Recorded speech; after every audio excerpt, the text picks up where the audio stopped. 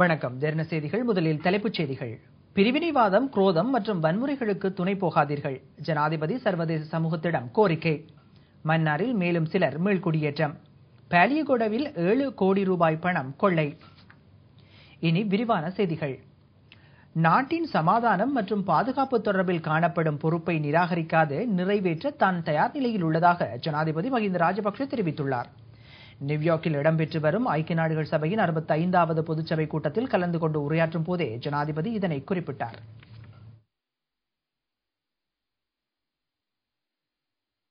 ஐக்கிய நாடுகள் சபையின் 65வது பொதுக்கூட்ட ஆரம்ப நாள் நேற்று இடம்பெற்றது. இதில் ஐக்கிய நாடுகள் சபையில் அங்கம் வகிக்கும் அனைத்து நாட்டு தலைவர்களும் கலந்து கொண்டிருந்தனர். ஜனாதிபதி மஹிந்த ராஜபக்ச இலங்கை நேரப்படி 8:30 அளவில் இக்கூட்டத்தில் உரையாற்றினார். Over the past year, much has been reported and much has been said regarding my country's liberation. எனது நாடு தீவிரவாதத்திலிருந்து மீட்கப்பட்டதை தொடர்ந்து பல கருத்துக்கள் வெளியிடப்பட்டன. எனினும் ஒரு அரசாங்கத்தை கொண்டு நடத்த தீவிரவாதிகளால் ஏற்படுத்தப்பட்ட அச்சுறுத்தல்கள் குறித்து குறைவான கருத்துக்களே முன்வைக்கப்பட்டன. மேற்கு நாடுகள் அண்மை காலத்தில் அனுபவித்து வரும் தீவிரவாதத்தின் கொடூரத்தை இலங்கை மக்கள் சுமார் 30 வருடங்கள் அனுபவித்து வந்துள்ளனர். சுமார் 1 லட்சம் பேர் அதில் உயிரிழந்தனர். அவ்வாறு கொல்லப்பட்டவர்களில் இலங்கை ஜனாதிபதி ஒருவரும் இந்திய தலைவரும் நூற்றுக்கணக்கான புத்திஜீவிகளும் அரசியல்வாதிகளும் அடங்குகின்றனர். எமது நாட்டை கட்டியெழுப்புவதற்கும் அதன் காயங்களை ஆற்றுவதற்குமான நடைமுறை எமக்குள்ளேயே உருவாக வேண்டும் என்று நாம் நம்புகின்றோம். சரித்திரம் நமக்கு ஒன்றை சொல்லிக் கொடுத்திருக்கிறது என்றால் அது வெளியிலிருந்து திணிக்கப்பட்ட தீர்வுகள் மனக்கசப்பை தோற்றுவித்து இறுதியில் தோல்வியையே ஏற்படுத்தும் என்பதாகும். அதற்கு மாறான எமது உள்நாட்டு நடைமுறையானது மக்களின் கலாசாரத்தையும் பாரம்பரியத்தையும் பிரதிபலிப்பதாக அமைகிறது. எமது நாட்டையும் அதன் பொருளாதாரத்தையும் அபிவிருத்தி செய்து வரும் நிலையில் அதற்கு நாம் சர்வதேச சமூகத்தின் ஆதரவினை வரவேற்கிறோம். சர்வதேச வர்த்தகம், முதலீடு மற்றும் பரிமாண வளர்ச்சி மூலம் சர்வதேச சமூகத்துடன் கூட்டாக செயற்பட நாம் தயாராக இருக்கின்றோம். சமாதானத்தின் பெறுபேறாக எமது பொருளாதாரம் முன்னேற்ற பாதையில் செல்கிறது. கடந்த காலாண்டு காலத்தில் எமது வளர்ச்சி நிலையாகவும் சிரமாகவும் உள்ளது. 8% மேற்பட்ட வளர்ச்சி வீதத்தை காட்டி நிற்கின்றது. பணவீக்கம் குறைந்த நிலையிலும் வட்டி வீதங்களும் குறைந்து காணப்படுகின்றன. கடந்த 5 வருடங்களில் எமது தனிநபர் வருமானம் இரட்டிப்பாகியுள்ளது. அதனை மேலும் முன்னேற்ற செய்து 2016ஆம் ஆண்டளவில் அதனை தற்போது இருப்பதிலும் இரட்டிப்பாக்குவது எமது குறிக்கோளாகும். மஹிந்த சிந்தனை, எதிர்கால நோக்கு என்ற எனது தேர்தல் விஞ்ஞாபனம் உறுதியான உட்கட்டமைப்பை கொண்டிருக்கும் எனது எதிர்கால தரிசனத்தை பிரதிபலிப்பதாக அமைந்துள்ளது. தேசிய, மாகாண மற்றும் கிராம மட்டங்களில் இடம்பெறும் இந்த தரிசனம் எமது முழுமையான சமூகத்தின் அபிவிருத்தியை அர்த்தமுள்ளதாக்கும். எனவே வழி தவறி போன சிலருக்கு நான் சொல்ல வேண்டியது என்னவென்றால், பிரிவினைவாதம், குரோதம் மற்றும் வன்முறைக்கு துணை போகாதீர்கள். அதற்கு மாறாக எம்முடன் கைகோர்த்துக் கொள்ளுங்கள். பரஸ்பர நம்பிக்கையை ஏற்படுத்திய வண்ணம் புதிய பரிமாணங்களை நாம் எட்ட முடியும்.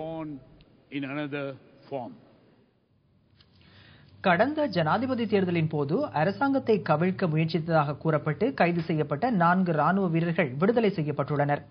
கொழும்பு நீதவான் நீதிமன்றில் இன்று இவர்கள் ஆஜர் செய்யப்பட்டு விடுதலை செய்யப்பட்டுள்ளனர்.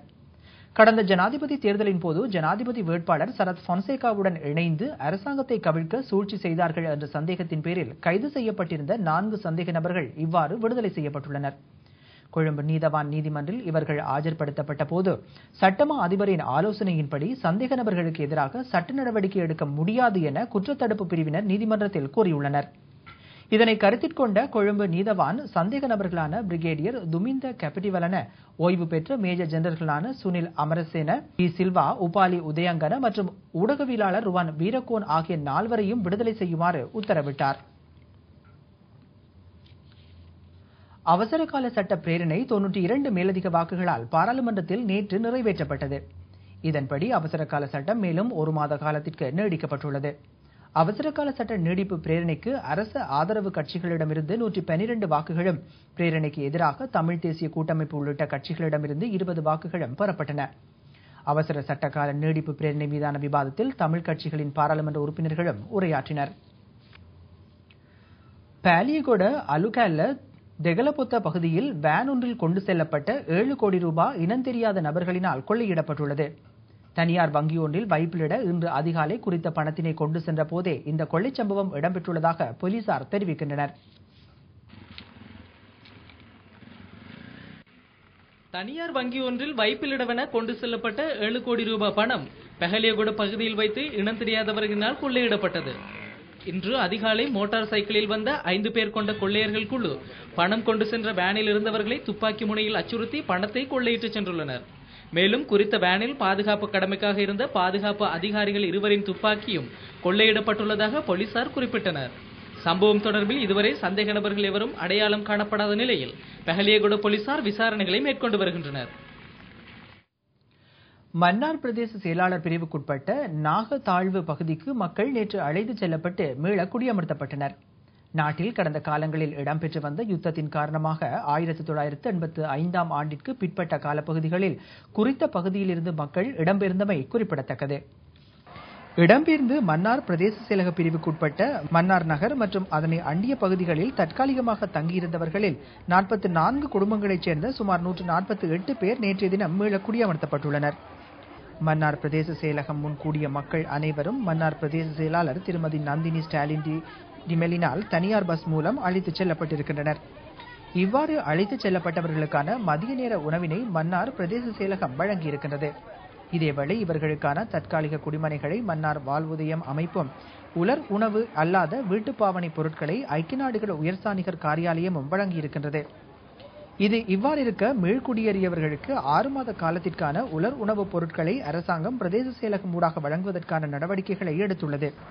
இந்நிலையில் சுமார் 20 வருடங்களாக தமது சொந்த இடங்களில் இருந்து இடம்பெயர்ந்த நிலையில் மன்னாரின் பல்வேறு இடங்களிலும் சிதறி வாழ்ந்த இம்மக்கள் நேற்றைய தினம் தமது சொந்த இடத்திற்கு மிகுந்த ஆவலுடன் மகிழ்ச்சியுடன் புறப்பட்டுச் சென்றதை காணக்கூடியதாக இருந்ததாக எமது செய்தியாளர் குறிப்பிட்டார். மாணவர்களிடையே இன்று கர்நாடக சங்கீதம் பற்றிய அறிவு போதிய பயிற்சியின்மை காரணமாக அருகி வருவதாக கண்டி கல்வி வலய உதவி கல்வி பணிப்பாளர் கலைவாணி ஜெகதீஸ்வரன் தெரிவித்துள்ளார்.